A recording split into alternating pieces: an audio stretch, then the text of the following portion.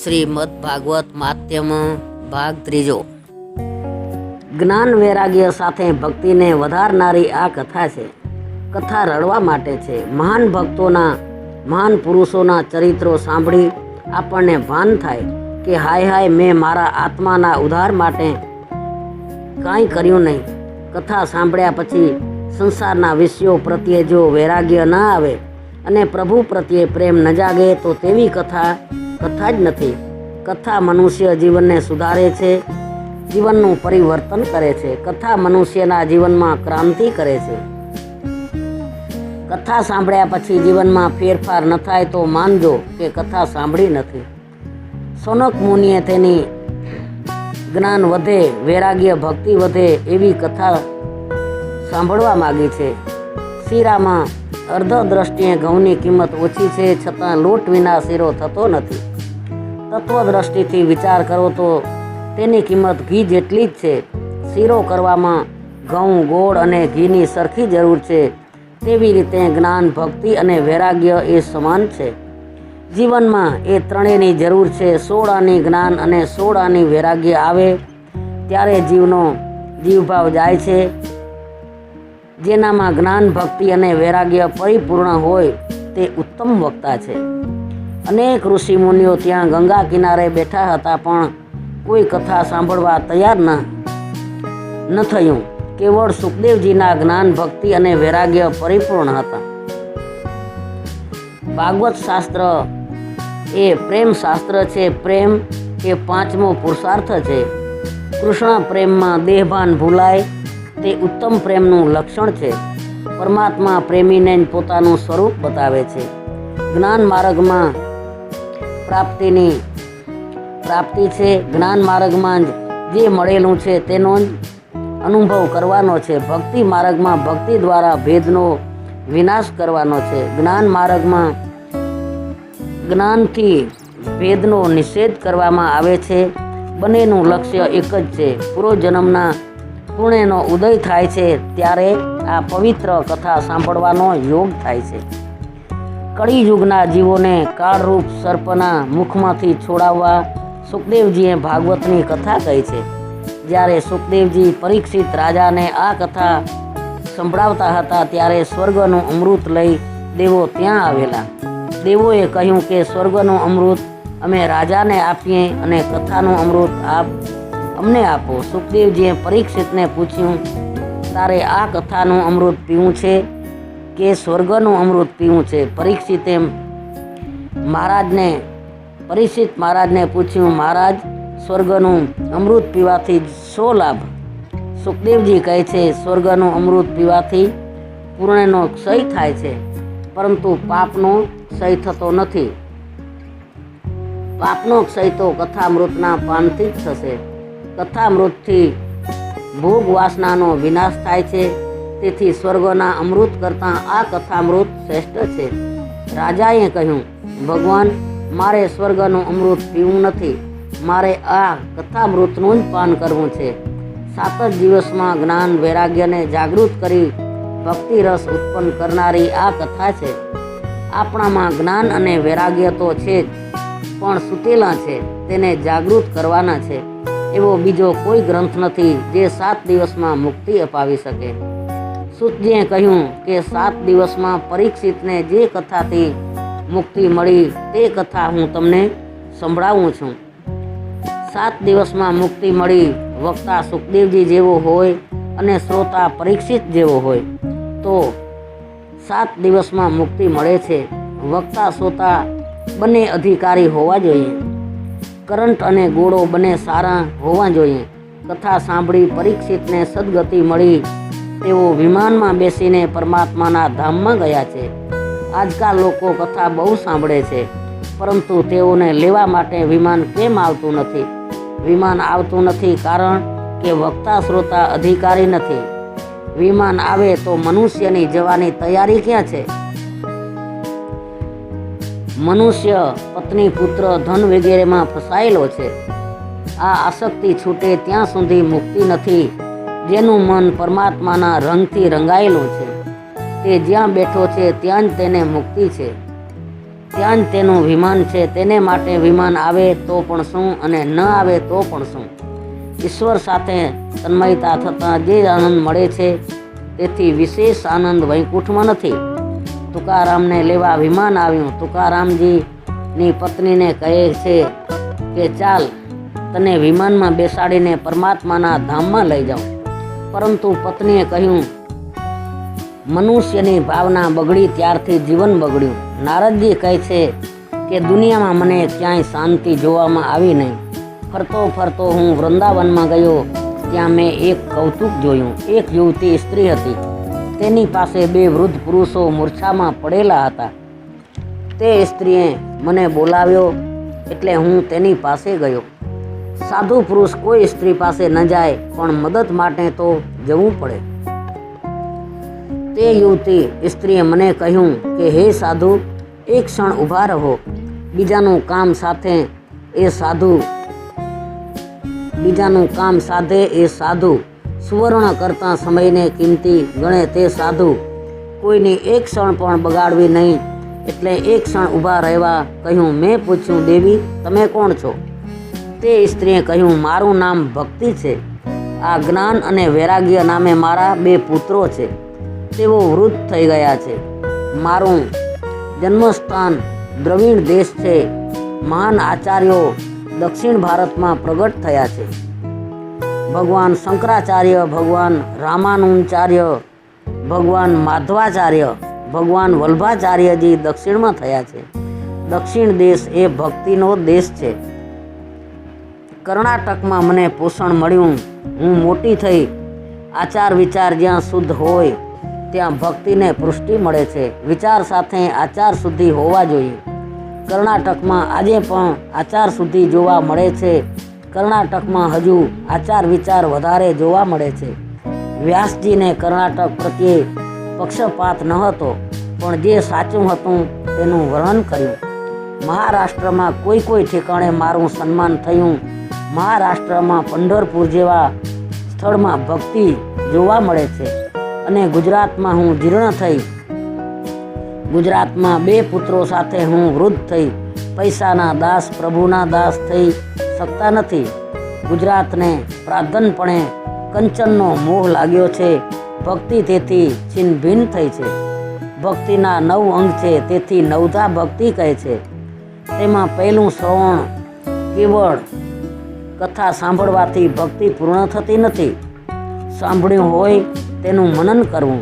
મનન કરી જેટલું જીવનમાં ઉતાર્યું તેટલું જ સાંભળ્યું ગણાય. કથા સાંભળવાથી પાપ બળે છે પરંતુ મનન કરવાથી અને જીવનમાં ઉતારવાથી મુક્તિ મળે છે. મનન ન કરવાથી શ્રવણ સફળ થતું નથી. છિન્ન ભિન્ન થઈ જાય છે. હવે કીર્તન ભક્તિ રહી નથી. કીર્તનમાં કીર્તિનો અને કંચનનો લોભ આવ્યો ત્યારથી કીર્તન ભક્તિ બગડી. ધનનો લોભ છૂટે પણ કીર્તિનો મોહ છૂટવો કઠિન છે. કીર્તિનો મોહ જ્ઞાનને પણ પજવે છે. જો કે સાચા જ્ઞાનીને અપમાન વાલું છે ને માન ખરાબ લાગે છે. કથા કીર્તનમાં અન્યાયાસે જગત ભૂલાઈ જાય છે. બાકી મનુષ્ય માળા લઈને બેસે છે ત્યારે તો તેને જગત યાદ આવે છે. કથામાં બેસો ત્યારે સંસાર વ્યવહારના વિચારો કાઢી નાખો. હું મારા કૃષ્ણના ચરણમાં છું એવી ભાવના કરો. કીર્તન ભક્તિ નિષ્કામ હોવી જોઈએ. તુલસીજીએ કહ્યું છે કે મારા સુખ માટે હું કથા કરું છું. બીજાને સુખ મળે છે તેથી મને ખબર નથી પણ મારા મનને આનંદ મળે છે તેથી કથા કરું છું. સર્વમાં શ્રી કૃષ્ણની ભાવના રાખી સર્વને વંદન કરો. વંદન કરવાથી વિરોધનો નાશ થાય છે. નરસિંહ મહેતાએ વૈષ્ણવ ભક્તનું લક્ષણ બતાવ્યું છે કે વૈષ્ણવ તો સકલ લોકમાં સૌને વંદે. વંદે એ વૈષ્ણવ. વંદન માર્ગે એ વૈષ્ણવ નહીં. હું પણ હશે ત્યાં સુધી ભક્તિ વધશે નહીં. હું પણ એટલે અભિમાન. અભિમાનથી વંદન ભક્તિનો નાશ થાય છે. આજકાલ લોકો દેહની પૂજા બહુ કરે છે એટલે ઠાકોરજીની પૂજા સેવા કરવાનો તેને સમય ક્યાંથી મળે. દેહ પૂજા વધી એટલે દેવ સેવા ગઈ. લોકોએ અનેક પ્રકારના સાબુ શોધી કાઢ્યા છે. એ સાબુ ઘસવાથી શરીરનો રંગ સુધરવાનો નથી, પણ ભક્તિનો સાબુ લગાડવો તો અંદરનો રંગ સુધરશે. એ જ સાચો રંગ છે. શરીરને લોકો શણગારતા થયા ત્યારથી અર્ચન અને ભક્તિ ગઈ. માટે જીવન સાદું રાખો. આવી રીતે ભક્તિના એક અંગનો વિનાશ થયો એટલે જીવ ઈશ્વરથી વિમુખ થયો, ઠાકોરજીથી વિમુખ થયો. બુદ્ધિનો અતિરેક થાય એટલે ભક્તિ છિન્ન ભિન્ન થાય. ભક્તિના બે બાળકો છે, એક જ્ઞાન અને બીજો વૈરાગ્ય. જ્ઞાન અને વૈરાગ્ય સાથે ભક્તિનો આદર થાય. કળિયુગમાં જ્ઞાન અને વૈરાગ્ય વૃદ્ધ થાય છે, એટલે કે વધતા નથી. જ્ઞાન પુસ્તકમાં આપીને પુરાયું ત્યારથી જ્ઞાન ગયું. કળિયુગમાં જગતના અધર્મ વધ્યા છે, તેથી જ્ઞાન વૈરાગ્યને મૂર્છા આવી છે, તેથી ભક્તિ રડે છે. કળિયુગમાં જ્ઞાન વૈરાગ્યની ઉપેક્ષા થાય છે, એટલે તે વૃદ્ધા થયા છે. નારદજી કહે કે જ્ઞાન વૈરાગ્ય સાથે હું ભક્તિને બઢાવીશ, હું ભક્તિનો પ્રચાર કરીશ. અનેક પ્રયત્નો કર્યા પણ કંઈ વળ્યું નહીં. વેદાંગના પારાયણ કર્યા તો પણ જ્ઞાન વૈરાગ્યની મૂર્છા ઉતરી નહીં. વેદની ભાષા ગૂઢ છે, વેદનો અર્થ જલ્દી સમજાતો નથી, એટલે વેદોના પારાયણ કરવાથી મૂર્છા ઉતરી નહીં. આપણું હૃદય એ વૃંદાવન છે.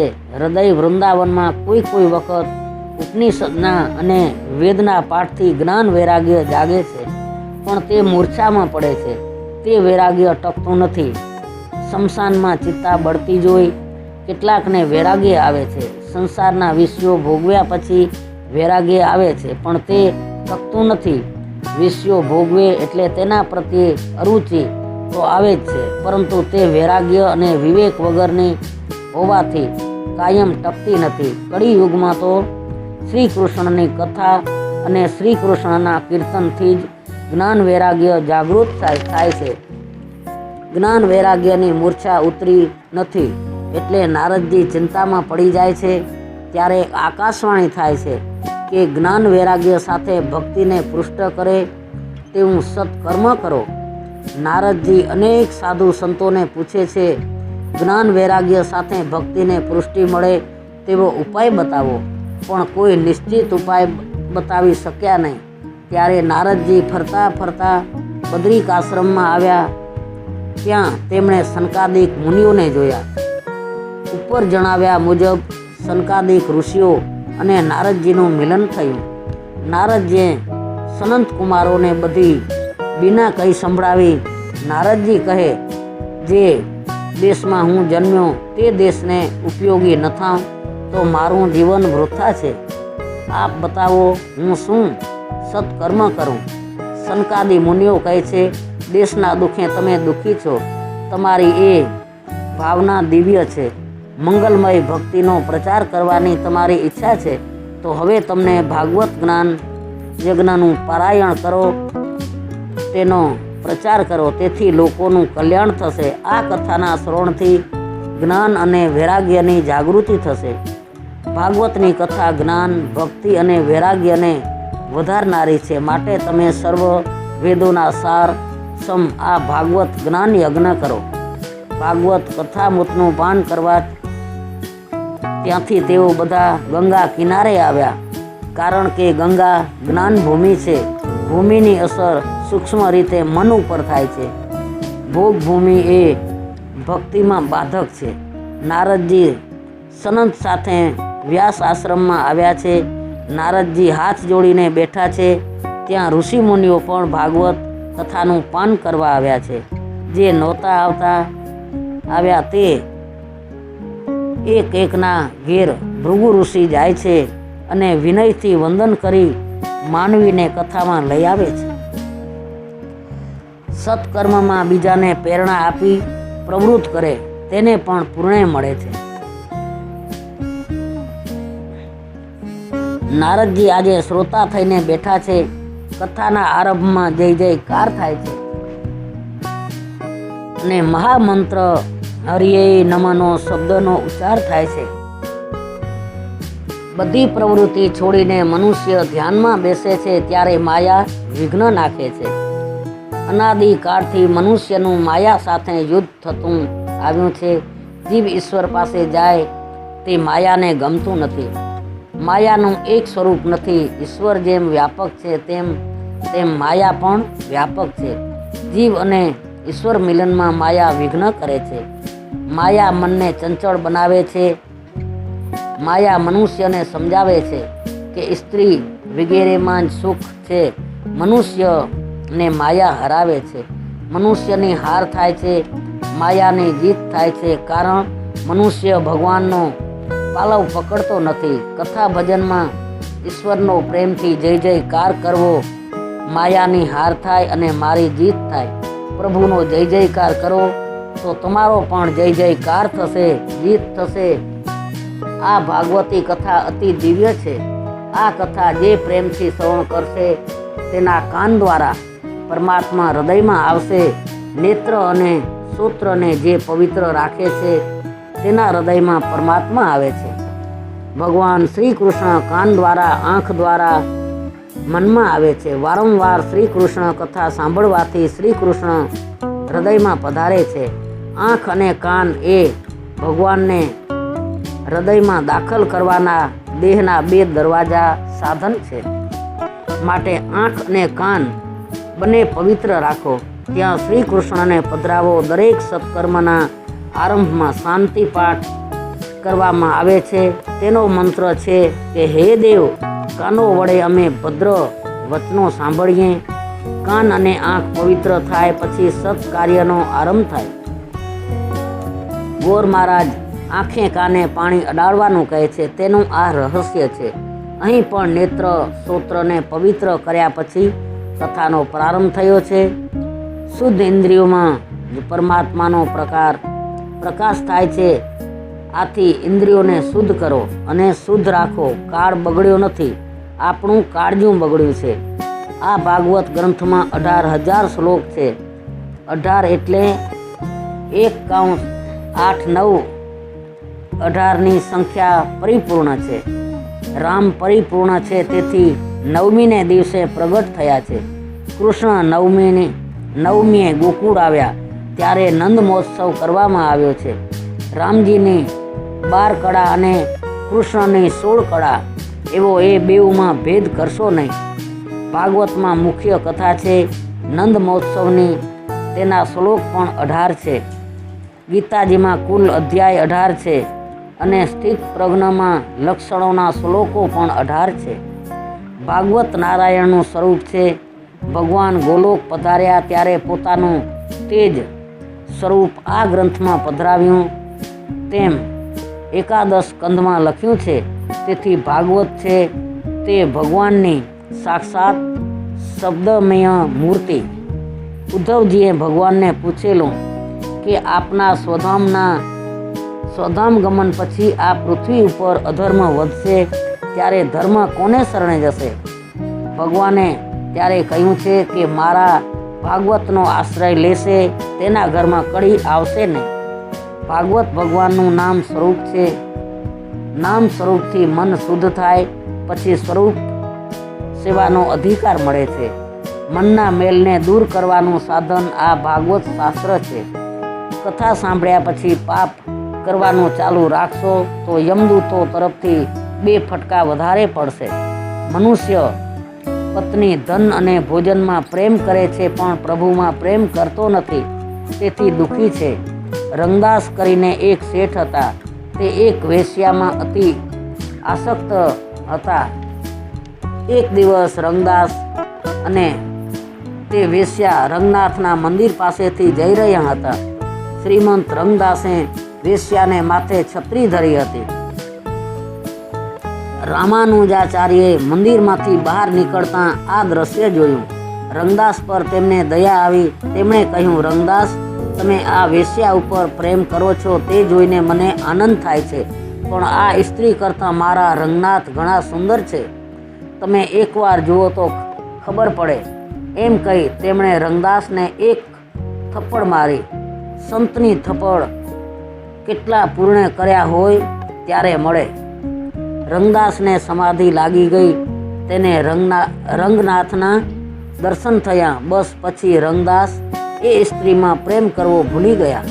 મનુષ્ય બાલ્યાવસ્થામાં મા સાથે પ્રેમ કરે છે, જરા મોટો થતાં મિત્રો ઉપર પ્રેમ કરે છે, લગ્ન થયા એટલે પત્ની સાથે પ્રેમ કરે છે, ત્યારબાદ પુત્ર ઉપર પ્રેમ કરે છે, ત્યારબાદ પૈસા ઉપર પ્રેમ કરે છે વગેરે. આમ તેના પ્રેમ પાત્ર બદલાતા રહે છે. માટે ઈશ્વરને પ્રેમનું પાત્ર બનાવો, તેથી પ્રેમનું પાત્ર બદલવાનો કદી પ્રસંગ ન આવે.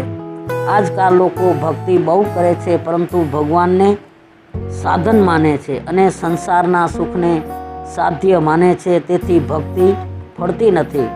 ભગવાનને સાધ્ય માનો, સંસારના સુખને નહીં. કથા કોઈને હસાવવા માટે નથી, કથા ઈશ્વરને રાજી કરવા માટે છે. શ્રોતાઓના હૃદયમાં જે શોક જાગૃત કરે છે તે સુખ તથા શુદ્ધ હૃદયે રડવા માટે છે. મારા જીવનનો આટલો સમય નકામો ગયો વગેરે ભાવ હૃદયમાં જાગે તો આ કથા સાંભળી સાર્થક. કથા સાંભળ્યા પછી પણ વૈરાગ્ય ન આવે, પાપ ન છૂટે તો એ કથા સાંભળી શું કામની? ભાગવતના શ્રવણથી, દર્શનથી, પૂજનથી પાપનો નાશ થાય છે. શ્રીમદ ભાગવતના શ્રવણ માત્રથી સદગતિ મળે છે. દ્રષ્ટાંત વગર સિદ્ધાંત મનમાં ઠસતો નથી. તેથી આત્મદેવ બ્રાહ્મણનું દ્રષ્ટાંત કહી અને કથા શ્રવણનો મહિમા સમજાવે છે. તુંગભદ્રા નદીના કિનારે એક ગામ હતું. ત્યાં આત્મદેવ નામનો એક બ્રાહ્મણ પોતાની પત્ની ધૂંધલી સાથે રહેતો હતો. આત્મદેવ પવિત્ર હતો, પણ આ ધૂંધલી સ્વભાવની, ક્રૂર, પારકી, પંચાયત કરવાવાળી અને ઝઘડાળુ હતી. આત્મદેવ નિસંતાન હતો.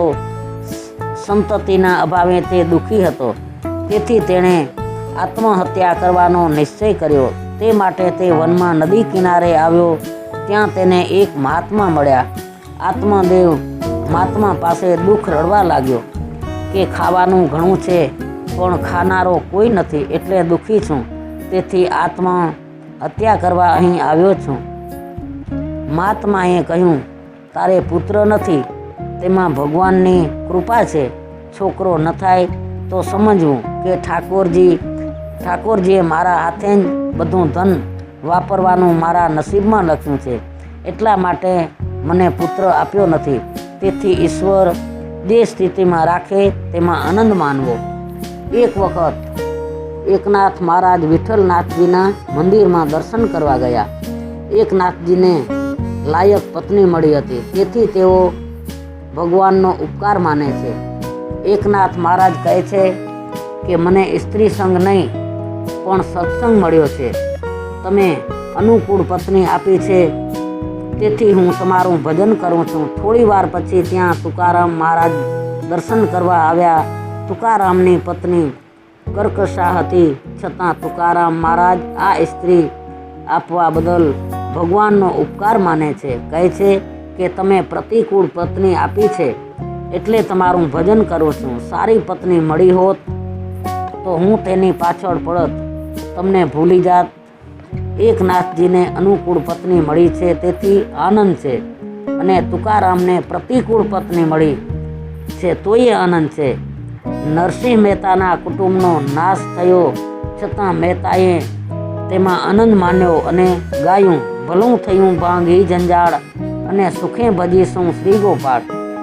એકની પત્ની અનુકૂળ, બીજાની પત્ની પ્રતિકૂળ, ત્રીજાની પત્નીનું મરણ, તો પણ આ ત્રણેય મહાત્માઓ આનંદ માને છે. વૈષ્ણવ તેનું નામ, જે પ્રત્યેક પરિસ્થિતિમાં પરમાત્માની કૃપાનો અનુભવ કરે અને મનને શાંત રાખે. માતા પિતાને પુત્ર માટે ચિંતા બહુ હોય છે, પણ પુત્રેક્ષણા પાછળ અનેક વાસનાઓ આવે છે. પુત્રેક્ષણા અને પછી વિતેક્ષણા અને પછી લોકેક્ષણા જાગે છે. આત્મદેવે કહ્યું, મહારાજ મને પુત્ર આપો. પુત્ર વિના પિતાની સદગતિ નથી. મહાત્મા આત્મદેવને સમજાવે છે કે ભાઈ, પુત્રથી જ સદગતિ થતી નથી કે પુત્રથી ભક્તિ મળતી નથી. પુત્ર જ જો સદગતિ આપી શકતા હોય તો લગભગ બધાને ત્યાં પુત્ર છે અને તેથી દરેકને સદગતિ મળી જાય. પિતા એવી આશા ન રાખે કે મારો પુત્ર શ્રાદ્ધ કરશે અને હું તરી જઈશ, મારે કાંઈ કરવાનું રહેતું નથી. શ્રાદ્ધ કરવાથી જીવ સારી યોનિમાં જાય છે એ ખરું, પણ એ જન્મ મરણના ત્રાસમાંથી છૂટતા નથી. શ્રાદ્ધ કરવાની ના નથી. શ્રાદ્ધ કરવાથી પિતૃઓ પ્રસન્ન થઈ આશીર્વાદ આપે છે, પણ શ્રાદ્ધથી ભક્તિ મળતી નથી. પિંડદાનનો અર્થ કોઈ સમજતા નથી. આ શરીરને પિંડ કહે છે, તેને પરમાત્માને અર્પણ કરવું તેનું નામ પિંડદાન. આ પ્રમાણે જીવન અર્પણ કરે તેનું પિંડદાન સાચું. બાકી માત્ર લોટના પિંડદાનથી ભક્તિ મળતી હોય તો ઋષિમુનિઓ ધ્યાન, યોગ, જપ, તપ આદિ સાધનો કરે જ શા માટે? પોતાનું સત્કર્મ જ જીવન મરણના ત્રાસમાંથી માણસને છોડાવે છે, બીજાનું નહીં. જીવન પોતે જ પોતાનો ઉદ્ધાર કરી શકે છે. ગીતામાં ચોખ્ખા શબ્દોમાં લખ્યું છે કે પોતે જ પોતાનો ઉદ્ધાર કરવો અને પોતાને અધોગતિમાં લઈ જનાર કંઈ હોય તો તે પણ પોતે જ છે. જીવનનો ઉદ્ધાર જીવ પોતે ન કરે તો તેનો ઉદ્ધાર બીજું કોણ કરવાનું હતું? મનુષ્યનો પોતાના સિવાય બીજો કોઈ પણ મોટો હિતકારી હોઈ શકે? જો તે પોતાનું શ્રેય જાતે ન કરી લે તો પુત્ર વગેરે શું કરવાના હતા? પોતે કરવાનું પોતે ન કરવું અને દીકરા કરશે એમ માનવું એ કેવી વાત? શ્રુતિ તો કહે છે કે ઈશ્વરનો અપરોક્ષ અનુભવ ન થાય, જ્ઞાન ન થાય ત્યાં સુધી ભક્તિ મળતી નથી. મરતા પહેલાં જે ભગવાનને ઓળખે છે તેને ભક્તિ મળે છે. પરમાત્માનો અપરોક્ષ સાક્ષાત્કાર કર્યા વગર ભક્તિ મળતી નથી.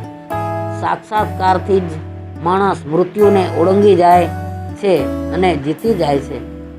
આ સિવાય બીજો માર્ગ છે જ નહીં. ભગવાનને જાણ્યા સિવાય બીજો કોઈ માર્ગ નથી. બાકી કેવળ શ્રાદ્ધ કરવાથી કાંઈ ભક્તિ મળતી નથી. હા, તમારું પિંડદાન એટલે કે આ તમારું શરીર પરમાત્માને અર્પણ કરશો તો તમારું કલ્યાણ થશે. તમારું પિંડદાન તમારે હાથે કરો એ જ ઉત્તમ છે. જે પિંડમાં છે તે બ્રહ્માંડમાં છે. નિશ્ચય કરો કે આ શરીર પિંડ પરમાત્માને અર્પણ કરવો છે. તારું પિંડદાન તું તારા હાથે કરી નાખ. ઘરમાં જે છે તે બધું વાપરી નાખ અને નારાયણ નારાયણ કર. મહાત્માનો આવો સુંદર બોધ આત્મદેવને ગમ્યો નહીં. તેણે દુરાગ્રહ કર્યો કે મને પુત્ર આપો, નહીંતર હું પ્રાણ ત્યાગ કરીશ. મહાત્માને દયા આવી. તેમણે એક ફળ આપ્યું અને કહ્યું, આ ફળ તારી સ્ત્રીને ખાવા આપજે, તારે ત્યાં લાયક પુત્ર થશે. આત્મદેવ તે ફળ લઈને ઘેર આવ્યો અને ફળ પોતાની પત્નીને આપ્યું. ધુંધુલીએ વિચાર કર્યો, ફળ ખાઈશ તો સગર્ભા થઈશ અને દુઃખી થઈશ, કોણ એ પીડામાં પડે? એટલે તેણે પોતાની બહેનને વાત કરી. બેને સલાહ આપી કે મને બાળક થવાનું છે, તે હું તને આપી જઈશ. તું માત્ર સગર્ભા હોવાનું નાટક કર. ધૂંધલીને ફળ તો જોઈએ છે પણ દુઃખ જોઈતું નથી. આ મનુષ્ય સ્વભાવ છે. સુખ તો જોઈએ પણ વિના પ્રયત્ને, વિના દુઃખે મનુષ્યને પૂર્ણ કરવું નથી અને પૂર્ણનું ફળ જોઈએ છે. પાપ કરવું છે અને પાપનું ફળ જોઈતું નથી. ધુંધુલીએ તે ફળ ગાયને ખવડાવી દીધું ને નાટક કર્યું. છેવટે બહેનનો છોકરો લઈ આવી અને જાહેર કર્યું કે મને પુત્ર થયો છે. ધુંધુલીએ પુત્રનું નામ ધુંધુકારી રાખ્યું.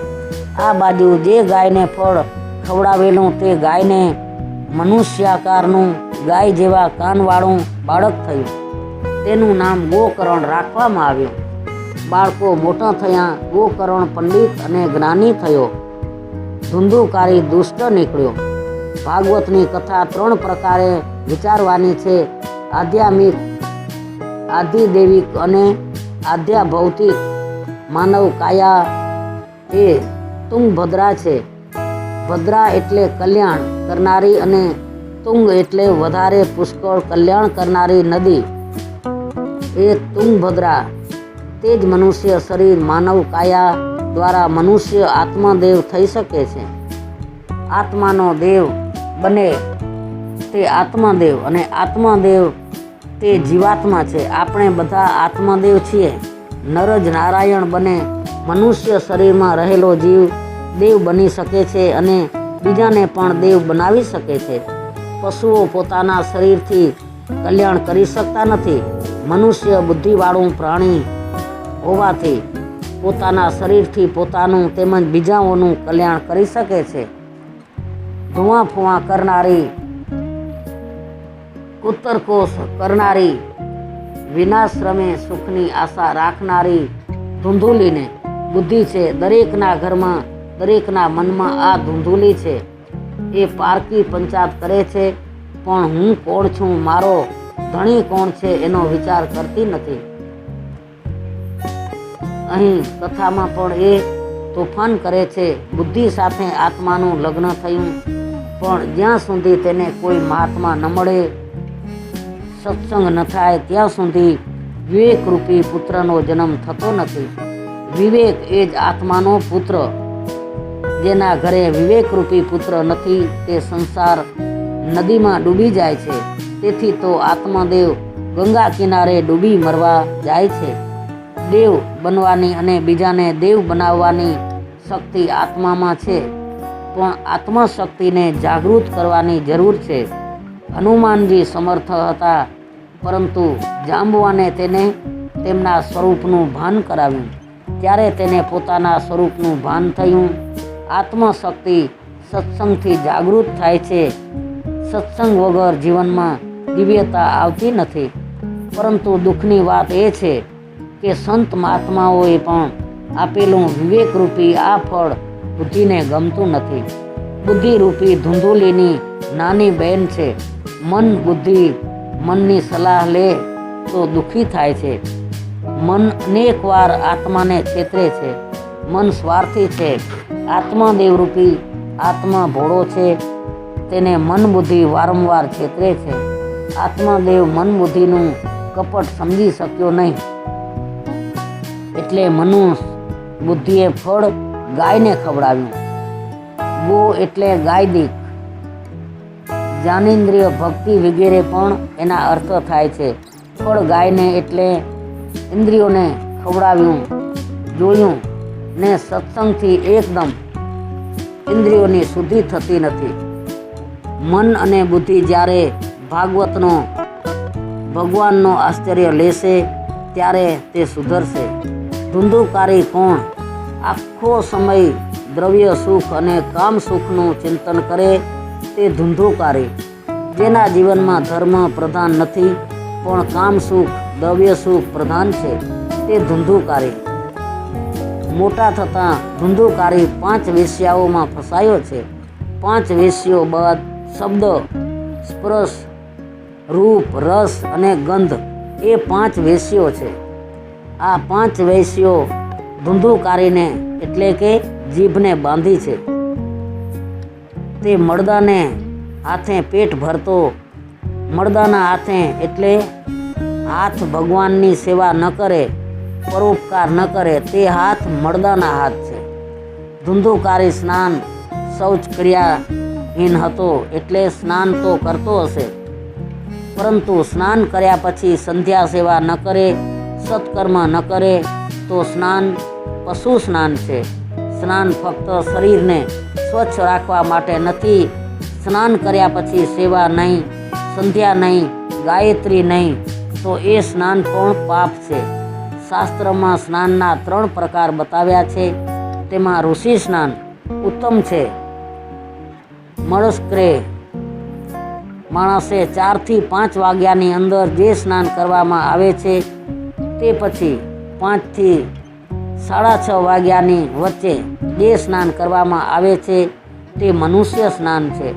અને સવારના 6:30 વાગ્યા પછી જે સ્નાન કરવામાં આવે તે રાક્ષસી સ્નાન ગણાય છે. સૂર્ય એ બુદ્ધિના માલિક દેવ છે.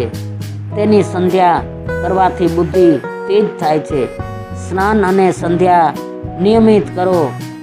સમ્યક ધ્યાન એ જ સંધ્યા. નિત્ય સત્કર્મ વિનાનું ભોજન એ ભોજન નથી. એવું ભોજન કરનારો અન્ન નથી ખાતો પણ પાપ ખાય છે, એવું ગીતાનું વચન છે. જે માણસ પોતાના શરીરનું પોષણ કરવા માટે જ અન્ન પકવે છે તે પાપને ખાઈ રહ્યો છે. તેથી હંમેશ સત્કર્મ કરવું. આયુષ્યનો સદુપયોગ કરો. તન મનને સજા કરશો તો પાપ ઘટશે અને સત્કર્મ થશે. તમારા મનને તમે સજા નહીં કરો તો બીજું કોણ સજા કરશે? પુત્રના દુરાચરણો જોઈ આત્મદેવે ગ્લાનિ થઈ. આના કરતાં તો વાંચ્યો હતો તે સારું હતું. ધુંધુકારીએ સર્વ સંપત્તિ વાપરી નાખી. હવે તો તે માતા પિતાને માર મારવા લાગ્યો. પિતાનું દુઃખ જોઈ ગોકર્ણ પિતા પાસે આવ્યો.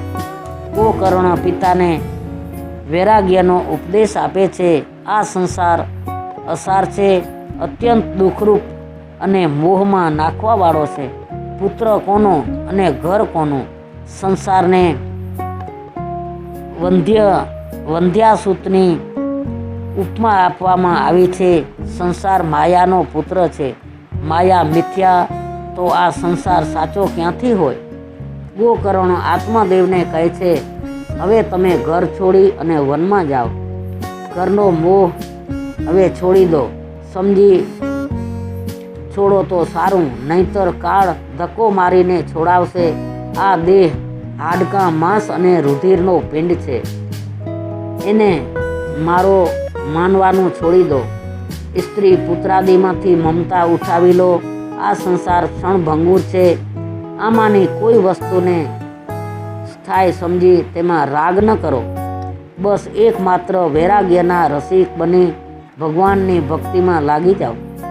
સંસારનો મોહ દૂર ન થાય ત્યાં સુધી ભક્તિ થતી નથી. કોઈ પણ રીતે મનને સંસારના વિષયોમાંથી હટાવી પ્રભુ પ્રેમમાં જોડી રાખો. અરે જેને દેહ કહીએ છીએ તે દેહ પણ આપણો નથી, કારણ તેને પણ આપણે રાખી શકવાના નથી. તો બીજું કોણ આપણું? માટે પિતાજી ગંગા કિનારે ઠાકોરજીની સેવા કરો. મનને વિક્ષેપ થાય ત્યારે તેને કૃષ્ણ લીલા કથામાં લઈ જવાય. ભાવના કરશો તો હૃદય પીગળશે. પરદોષ દર્શન સેવામાં સત્કર્મમાં વિઘ્નરૂપ છે. માટે પરદોષ દર્શનનો ત્યાગ કરો અને ભગવાનનો આશરો લઈ અને ભગવાનમય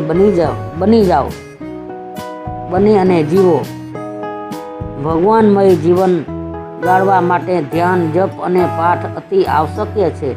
ઉત્તમ પાઠના જ અંગ છે મધુરતા, સ્પષ્ટ અક્ષરનો ઉચ્ચાર, પદછંદનું જ્ઞાન, ધીરજ, લયનું સામર્થ્ય અને મધુર કંઠ.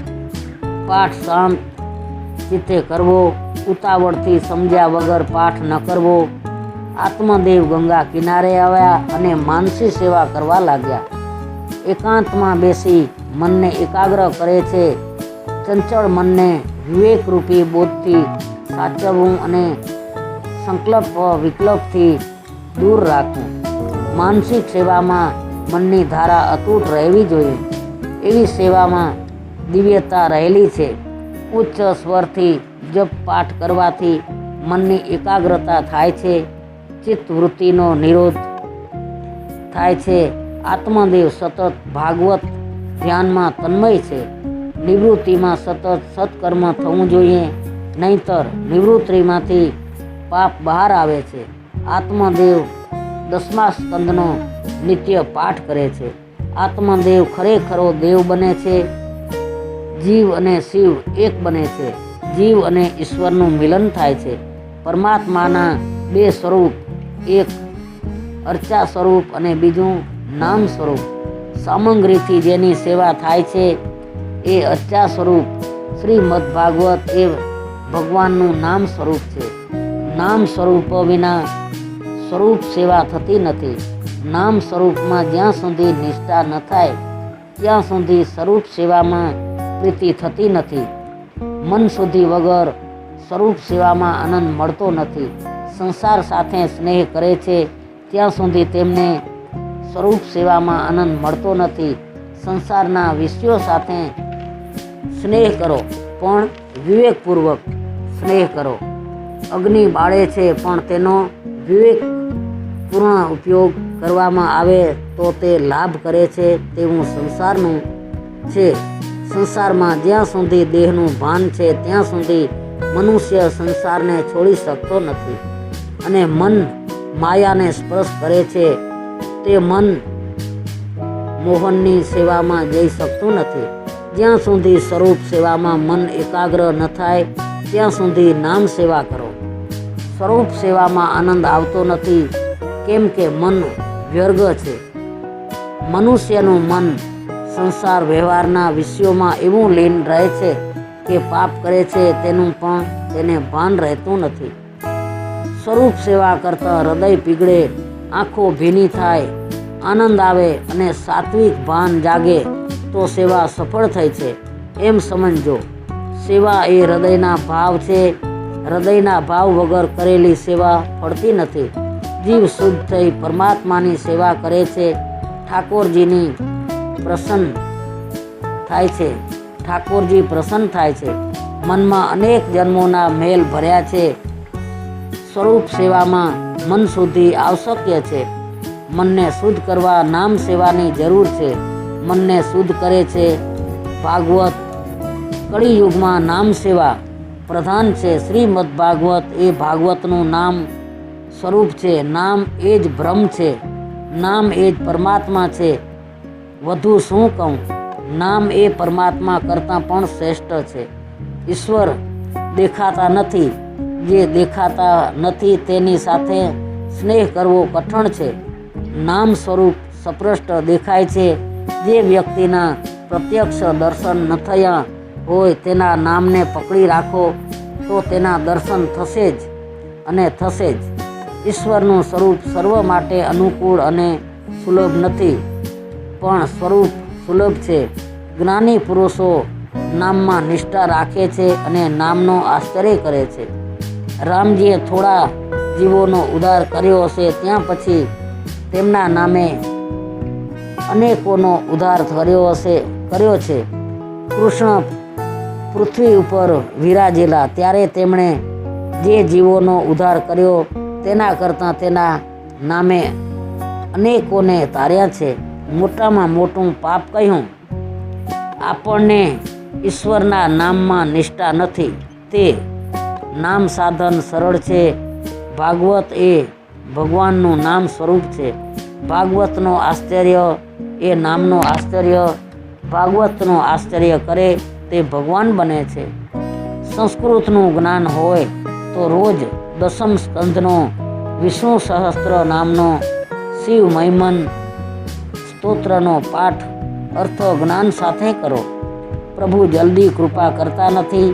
સ્વેચ્છાથી દુઃખ સહન કરે તેને યમરાજ દુઃખ આપી શકતા નથી. આત્મદેવ એક આસને 10-12 કલાક બેસતા. એક આસને બેસો.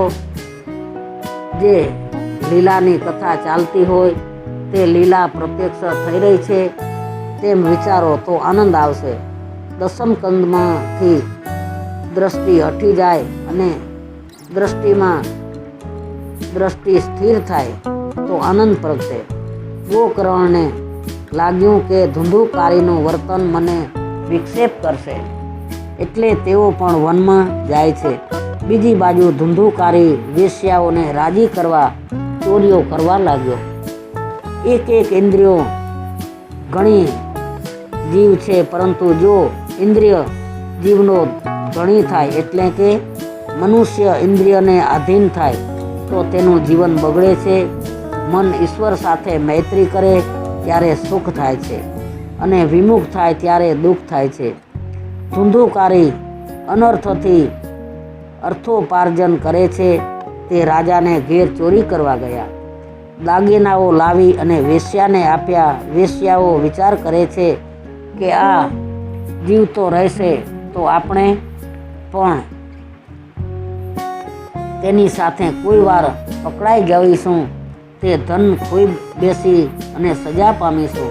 માટે આને મારી નાખીએ. વેશ્યાઓએ ધૂંધુકારીને દોરડાવતી બાંધ્યો, ગળે ફાંસો આપ્યો, તો એ ધૂંધુકારી મરતો નથી. અતિ પાપીને જલ્દી મોત આવતું નથી. વેશ્યાઓ બળતા અંગારા ધૂંધુકારીના મોઢામાં નાખે છે અને તેને મારી નાખે છે. પંચેન્દ્રિયો, પંચ વિષયો અંતકાળમાં જીવને આમ કરે છે, મારે છે. પછી વેશ્યાઓએ તેના શરીરને અગ્નિ સંસ્કાર પણ કર્યો નહીં, દાટી દીધું. ધૂંધુકારી પોતાના કુકર્મને કારણે ભયંકર પ્રેત બન્યો. પાપી યમપુરીમાં પણ જતો નથી, તે પ્રેત બને છે. ગોકર્ણ ધૂંધુકારીના મરણના સમાચાર સાંભળ્યા. તેઓ ગયાજીમાં આવ્યા છે. ગોકર્ણ ધૂંધુકારી પાછળ ગયાજીમાં શ્રાદ્ધ કર્યું. ગયા શ્રાદ્ધ શ્રેષ્ઠ છે. ત્યાં વિષ્ણુપાદ છે. તેની કથા એવી છે કે ગયાસુર કરીને એક રાક્ષસ હતો. તેણે તપથી બ્રહ્માને પ્રસન્ન કર્યા. બ્રહ્માએ કહ્યું કે વરદાન માગ. ત્યારે તે બ્રહ્માને કહે છે કે તમે શું વરદાન આપવાના હતા? તમારે મારી પાસે કાંઈ માગવું હોય તે માગો. બ્રહ્માએ વિચાર્યું કે આ અસુર આમ મરવાનો નથી, પણ આના શરીર ઉપર લાંબા સમય સુધી યજ્ઞ કરીશું તો એ મરશે. એટલે બ્રહ્માએ યજ્ઞ માટે તેનું શરીર માગ્યું. યજ્ઞ કુંડ ગયાસુરની છાતી પર કરવામાં આવેલો. 100 વર્ષ સુધી યજ્ઞ ચાલ્યો, પણ ગયાસુર મર્યો નહીં. યજ્ઞની પૂર્ણાહુતિ પછી તે ઉઠવા ગયો ત્યારે બ્રહ્મા ચિંતાતુર બની ગયા. બ્રહ્માએ નારાયણનું ધ્યાન કર્યું. નારાયણ ભગવાન પ્રગટ થયા અને ગયાસુરની છાતીમાં 2 ચરણો પધરાવ્યા. ગયાસુરે મરતી વેળા ભગવાન પાસે વરદાન માગ્યું કે આ ગયામાં જે કોઈ શ્રાદ્ધ કરે તેના પિતૃઓને મુક્તિ થાય. ભગવાને વરદાન દીધું કે તારા શરીર ઉપર જે પિંડદાન કરશે તેના પિતૃઓને મુક્તિ મળશે. ભગવાને ગયાસુરને મુક્તિ આપી. માટે ગયાજીમાં જે પિતૃ શ્રાદ્ધ કરશે તેના પિતૃઓને મુક્તિ મળશે. ગોકર્ણ તે પછી ઘેર આવ્યો. ત્યાં તેણે રાત્રે કોઈના રુદનનો અવાજ સાંભળ્યો. મનુષ્ય પાપ કરે છે ત્યારે હસે છે, પણ પાપની સજા ભોગવવાનો વખત આવે છે ત્યારે રડે છે. એક જ મા બાપના પુત્રો હોવા છતાં ગોકર્ણ દેવ થયા છે અને ધૂંધુકારી પ્રેત બન્યો છે. દેવ થવું તે તમારા હાથમાં છે. ગોકર્ણ પૂછે છે, તું કોણ છે? ભૂત છે, પિશાચ છે, રાક્ષસ છે? તારી આ દશા કેમ થઈ? પ્રેત બોલ્યું, હું તમારો ભાઈ ધૂંધુકારી છું. મેં બહુ પાપો કર્યા છે, તેથી મારી દશા આ થઈ છે. મને પ્રેત યોની મળી છે. ગોકર્ણે કહ્યું, તારી પાછળ મેં ગયાજીમાં પિંડદાન કર્યું, તે છતાં તું પ્રેત યોનીમાંથી મુક્ત કેમ ન થયો? પ્રેત બોલ્યું, મેં આટલા પાપ કર્યા છે કે ગયામાં સેકન્ડો શ્રાદ્ધ કરો તો પણ મને મુક્તિ મળવાની નથી. ગોકર્ણે પૂછ્યું, તો તારી સદગતિ કેમ થાય? ઠીક છે, એ વિશે હું કાલે સૂર્યનારાયણને પૂછી જોઈશ. બીજા દિવસે ગોકર્ણ સૂર્યનારાયણને અર્ધ્ય આપી કહે છે, મહારાજ, મારા ભાઈનો ઉદ્ધાર થાય તેવો ઉપાય બતાવો. સૂર્ય ભગવાન કહે, ભાગવતની વિધિપૂર્વક કથા કરો. જે જીવની મુક્તિ શ્રાદ્ધથી ન થાય તેને ભગવાન મુક્તિ અપાવે છે. ધૂંધુકારીને પાપમાંથી છોડાવવા ગોકર્ણે ભાગવત સપ્તાહનું પારાયણ કર્યું. ધૂંધુકારી ત્યાં આવ્યો. તેને બેસવાની જગ્યા મળી નહીં, એટલે 7 ગાંઠવાળા વાંસમાં તેણે પ્રવેશ કર્યો. રોજ એક એમ વાંસની 7 ગાંઠો તૂટી. 7મે દિવસે પરીક્ષિત મોક્ષની કથા થઈ. વાંસમાંથી દિવ્ય પુરુષ બહાર આવ્યો. ગોકર્ણને પ્રણામ કરી તે બોલ્યો, ભાઈ, તે પ્રેત યોનિમાંથી મારી મુક્તિ કરી છે. જળ વાંસની ગાંઠ તૂટી જાય તો ચેતનની ગાંઠ કેમ ન તૂટે? વાંસ એટલે વાંસના વાંસની 7 ગાંઠો એટલે વાસનાની 7 ગાંઠો. વાસના જ પૂર્વજન્મનું કારણ બને છે. તેથી વાસનાનો નાશ કરો. વાસના ઉપર વિજય એ જ સુખી થવાનો ઉપાય છે. વાસના અથવા આસક્તિ 7 પ્રકારની છે. એક સ્ત્રીમાં આસક્તિ, પતિ પત્નીની આસક્તિ, બીજું પુત્રમાં આસક્તિ, માતા પિતાની સંતાનની આસક્તિ, અને ત્રીજી ધંધામાં આસક્તિ, ચોથી દિવ્યમાં આસક્તિ, પાંચમી કુટુંબની આસક્તિ, છઠ્ઠી ઘરની આસક્તિ અને સાતમી ગામની આસક્તિ. આ આસક્તિનો ત્યાગ કરો. જીવનમાં જીવભાવ વાસનાથી આવ્યો છે. વાસનાને લીધે જીવ નિષ્કામમાંથી સકામ બન્યો. વાસનાઓની ગ્રંથિઓ ન છૂટે ત્યાં સુધી તેનામાંથી જીવભાવ જતો નથી. શાસ્ત્રમાં કામ, ક્રોધ, લોભ, મોહ, મદ, મત્સર અને અવિદ્યાને 7 ગાંઠ બતાવી છે. આ 7 ગાંઠોમાં જીવ બંધાયેલો છે. તેમાંથી તેને છોડાવવાનો છે. ભાગવતની કથા શ્રવણ કરવાથી વાસનાની એક ગાંઠ તૂટે છે. પ્રભુ પ્રત્યે પ્રેમ વધે એટલે આસક્તિની ગાંઠ છૂટી જાય. માટે ઈશ્વર એકલો જ સાચો છે એમ માની નિત્ય તેનું સ્મરણ કરવું. એક ગ્રહસ્થ 12 વર્ષથી ભાગવતની કથા સાંભળે. એક બ્રાહ્મણ રોજ કથા કરવા આવે. એક દિવસ શેઠને બહારગામ જવાનું થયું. કથા સાંભળવાના નિયમનો ભંગ કેમ થાય? તેમણે બ્રાહ્મણને કહ્યું, મારાથી કાલે કથા નહીં સંભળાય. નિયમનું શું થશે? બ્રાહ્મણે કહ્યું, તમારા બદલે તમારો પુત્ર કથા સાંભળશે તો ચાલશે. ગ્રહસ્થે કહ્યું, પરંતુ કથા સાંભળી એને ક્યાંક સંસાર ઉપરથી વૈરાગ્ય આવી જાય તો? બ્રાહ્મણે કહ્યું, 12 વર્ષથી તમે કથા સાંભળો છો, તમને વૈરાગ્ય ના આવ્યો અને એક દિવસની કથાથી છોકરાને શું વૈરાગ્ય આવી જશે? કેવી વાત કરો છો તમે? યજમાન કહે છે એમ રોજ કથા સાંભળીએ છીએ પણ મનની ગાંઠ છોડતા નથી. તો પરમાત્માના ચરણનો આશ્ચર્ય લઈ મહાપાપી ધુંધુકારી દેવ જેવો બન્યો અને ધુંધુકારીને લેવા પાર્ષદો વિમાન લઈને આવ્યા. ગોકર્ણ પાર્ષદોને પૂછે છે કે એકલા ધુંધુકારી માટે વિમાન લાવ્યા, બીજા કોઈ માટે ન લાવ્યા? ત્યારે પાર્ષદો કહે છે કે તે એક આસને બેસતો, ઉપવાસ કરતો અને કથાનું રોજ શ્રવણ સાથે મનન કરતો. માટે કથા રોજ ધુંધુકારીની જેમ સાંભળવી જોઈએ. તેણે કથાનું શ્રવણ, મનન અને નિધિ ધ્યાનસ્મરણ કર્યું એટલે મુક્તિ મળી. દઢતા વગરનું જ્ઞાન નકામું, બેદરકારીથી કરેલું શ્રવણ નકામું, સંદેહ હોય તે મંત્ર નકામો અને વ્યગ્ર ચિત્તે કરેલો જપ પણ નકામો. કથામાં બેઠા હોય પણ મન ન હોય તો એ શ્રવણ શા કામનું? કથા સાંભળતી વખતે તન, મન અને ઘરનું ભાન ભૂલાઈ જવું જોઈએ. તન્મયતાથી કથા સાંભળવી જોઈએ. કથા સાંભળી જીવનમાં એક લક્ષ્ય નક્કી કરવું જોઈએ. ભાગવત ભગવાનની કથા સાંભળ્યા પછી તેમાંથી કાંઈક લઈ જાઓ તો જીવનનો ઉદ્ધાર થશે. મારા પાછળ છોકરાઓ ભાગવત સપ્તાહ બેસાડે તેવી ઈચ્છા રાખવા કરતાં જીવતા જ ભાગવતમય જીવન જીવો તે ઉત્તમ છે.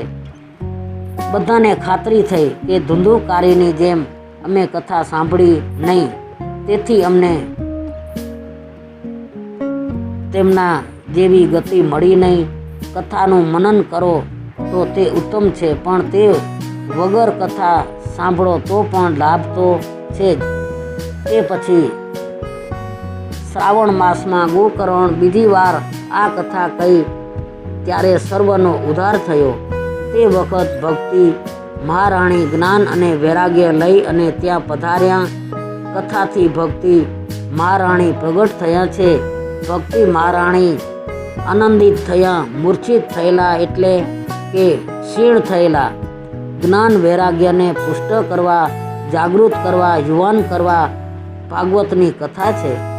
ગોકર્ણના સભા મંડપમાં ભગવાન પ્રગટ થયા છે અને ભગવાને કહ્યું, હું તમારા કથા કીર્તનથી પ્રસન્ન થયો છું, તમે કોઈ વરદાન માગો. ત્યારે સનત કુમારો કહે છે કે જે શ્રી કૃષ્ણની કથા કરે, કીર્તન કરે તેવા વૈષ્ણવોના હૃદયમાં આપ બિરાજો.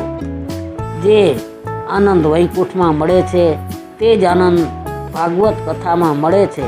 પરંતુ જો તે પ્રેમપૂર્વક કરવામાં આવે કે સાંભળવામાં આવે તો જો કથામાં જગતની વિસ્મૃતિ થાય તો ભાગવત એવો ગ્રંથ નથી કે મર્યા પછી મુક્તિ અપાવે, તે તો મર્યા પહેલાં મુક્તિ અપાવે છે. વેદાંતના દિવ્ય સિદ્ધાંતો વ્યાસજીએ આ મહાત્મ્યમાં ભરી દીધા છે. સત્કર્મ વિધિપૂર્વક કરવામાં આવે તો તે દિવ્ય બને છે. સત્કર્મને કાળનો નિયમ નથી. સત્કર્મને તુરંત કરવું અને કદાપી મુલવતી રાખવું નહીં. ધર્મરાજા યુધિષ્ઠિર પાસે એક યાચક દાન માગવા આવ્યો. ધર્મરાજાએ તેને બીજે દિવસે આવવા કહ્યું. આ વાત ભીમસેને સાંભળી એટલે તરત જ તે વિજય દુદુંભી વગાડવા લાગ્યો. બધાને લાગ્યું કે આ ભીમસેનનું ખસી તો નથી ગયું ને. ભીમને કારણ પૂછ્યું, અત્યારે કયો વિજય થયો છે? તેનો વિજય દુદુંભી વગાડે છે.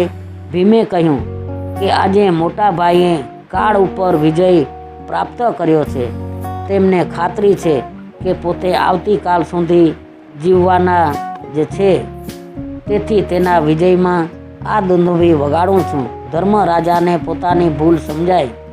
તેમણે યાચકને તુરંત જ પાછો બોલાવ્યો અને યથા યોગ્ય દાન આપ્યું. માટે સત્કાર્ય તુરત જ કરો.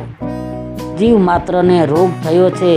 જીવને ઈશ્વરનો, કૃષ્ણનો વિયોગ એ મોટામાં મોટો રોગ. ભાગવત એ ભવરોગની દવા છે. પણ દવામાં જેમ ચરી પાડવી જોઈએ તેમ કથામાં તેની વિધિ જાળવવી જોઈએ. શુભ મુહૂર્તે કથાનો પ્રારંભ કરવો જોઈએ. વક્તાના લક્ષણો બતાવ્યા છે. વિરક્તાપણું એ પહેલું લક્ષણ બતાવ્યું છે. સુખદેવજી પણ જગતને જોતા હતા પણ નિર્વિકાર હતા. આપણે જગતને જોઈએ ત્યારે આંખમાં વિકાર આવે છે. સુખદેવજી દરેક સ્ત્રી પુરુષને મદ ભગવતથી જોતા હતા. દરેક સ્ત્રી પુરુષને ભગવત ભાવથી જુએ. વૈરાગ્ય એટલે શું? ભોગના અનેક પદાર્થો મળે છતાં મન તેમાં ન જાય તે વૈરાગ્ય. જગતને છોડવાની જરૂર નથી, પરંતુ જગતને કામ દ્રષ્ટિથી, ભોગ દ્રષ્ટિથી ન જુઓ. દોષ દ્રષ્ટિ હોય ત્યાં સુધી દેવ દ્રષ્ટિ થતી નથી. ઉપદેશ આપનાર બ્રાહ્મણ હોવો જોઈએ. ધીર ગંભીર હોવો જોઈએ. દ્રષ્ટાંત શુકલ હોવો જોઈએ અને અતિ નિષ્પૃહ હોવો જોઈએ. તેને દ્રવ્યનો કે કીર્તિનો જે મોહ ન હોવો જોઈએ. સર્વ પ્રકારની ઘરબાર, દુકાન, સર્વ પ્રકારની ચિંતા છોડીને કથામાં બેસો. વક્તા શ્રોતા મનથી, આંખથી, વાણીથી, પ્રત્યેક ઇન્દ્રિયોથી બ્રહ્મચર્ય પાળો. ઉદ્ધવરેતા થયા વગર મન સ્થિર થતું નથી. ઉદ્ધવરેતા બ્રહ્મચર્ય પાળવાથી થવાય છે અને ક્રોધ કરવાથી પૂર્ણનો ક્ષય થાય છે. વક્તા શ્રોતા ક્રોધ ન કરે. વિધિપૂર્વક કથા શ્રવણ કરનાર વૈષ્ણવો યમપુરીમાં જતા નથી, વૈકુંઠમાં જાય છે. જે ભાગવતની કથા પ્રેમથી સાંભળે છે તેનો સંબંધ ભગવાન સાથે થાય છે. ભાગવત એ ભગવાનનું સાક્ષાત સ્વરૂપ છે. ભગવાનનું વાંડમય છે. વેદાંતિકારી સર્વને નથી. નિત્ય વસ્તુ, વિવેક, શ્રદ્ધ, સંપત્તિ અને ફલગો વિરાગ વિના વેદાંતકાર નથી. વેદોના 3 વિભાગ કરી કર્મકાંડ, જ્ઞાનકાંડ, ઉપાસના કાંડ તે રીતે તેના અધિકારી ઠરાવ્યા છે. ત્યારે ભગવાન સર્વને માટે છે. ભાગવતનું આશ્ચર્ય કરશો તો ભાગવત તમને ભગવાનની ગોદમાં બેસાડશે, તમને નિર્ભય અને નિસંદેહ બનાવશે. ભાગવતના શ્લોક 18,000 કેમ? 8 પ્રકૃતિના 8 અને 9માં ઈશ્વર, 9મો આંક પૂર્ણતા દર્શાવે છે. ખાવું કેવી રીતે, બોલવું કેવી રીતે, ચાલવું કેવી રીતે, પત્ર લખવો વગેરે બધું ભાગવતમાં બતાવ્યું છે.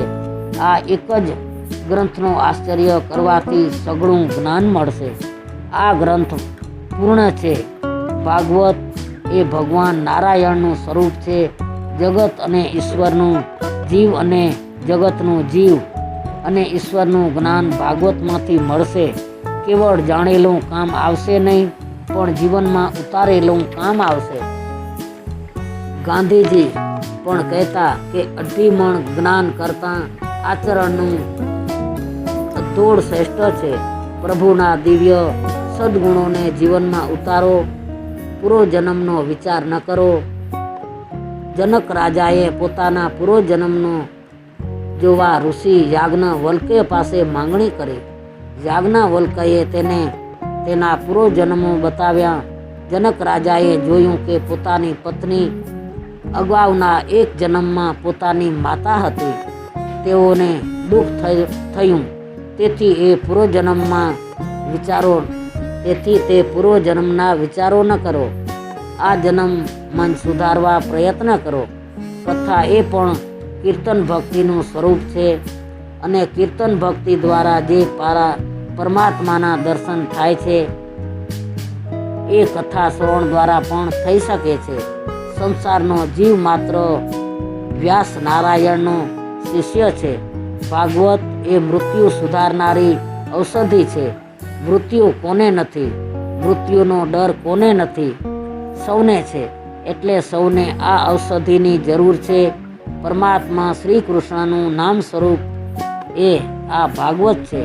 પરમાત્માએ જગતમાં પોતાનું સ્વરૂપ છુપાવ્યું છે, પણ નામ છુપાવ્યું નથી, પ્રગટ રાખ્યું છે. પરમાત્માનું તેજ સહન કરવાની શક્તિ જીવમાં નહીં હોવાથી પરમાત્માએ પોતાનું સ્વરૂપ છુપાવ્યું છે, પણ નામ પ્રગટ રાખ્યું છે. માટે પરમાત્માના નામ સાથે પ્રીતિ કરો. નામ સાથે પ્રીતિ થાય ત્યારે જ વાસના છૂટે છે. જ્યાં નામ છે ત્યાં પરમાત્માને પ્રગટ થવું જ પડે છે. ભાગવત એ પરમાત્માનું નામ સ્વરૂપ છે, માટે તે દિવ્ય છે. શ્રીમદ ભાગવત માધ્યમ સંપૂર્ણમ. બોલો કૃષ્ણ કનૈયા લાલની જય.